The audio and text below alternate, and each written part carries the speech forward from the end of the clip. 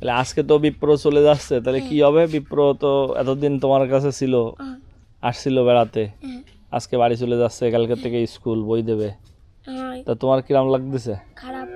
খারাপ লাগতেছে? কেন? এই কার সাথে খেলবা? কার সাথে খেলবা না? তো তোমারও তো স্কুল শুরু হয়ে যাবে না, তাহলে তুমি কি করবা? স্কুলে আমি না একদিন না গেলেও কিছু হবে না। হ্যাঁ, না না, স্কুলে প্রতিদিন যেতে হয়, স্কুলে একদিন না গেলেও কিছু হবে না মানে?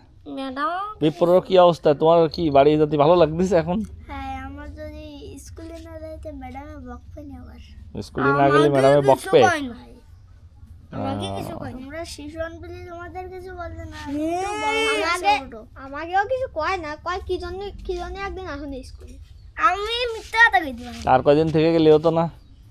না। কালকে বই দেবে, যদি কালকের মধ্যে কালকে 9টার ভিতরে যদি আমি না যেতে পারি, তাহলে যদি বই কম পড়ে যায় কোনো একটা, তাহলে পুরনো বই দেবে।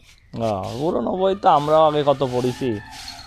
পুরোনো বইতে কি হয় নাকি সিজন? তোরা কি নতুন বই দেয় না পুরাতন বই দেয়? নতুন দেয় একবার, যেটা হারাই গেলি পুরনো বই দেয়। পুরোনো বই দেয়, নতুন বই দেয় না?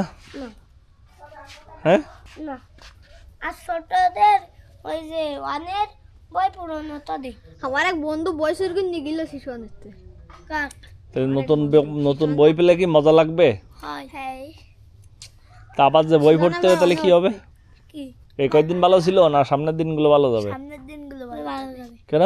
স্কুলে গেলে বন্ধুদের সাথে দেখা হবে, কথা হবে। আমার কোনো সমস্যা নেই। আমার কত মজা করতে পারবো। আমার কাছে সবাই, সব বন্ধু আমার কাছে।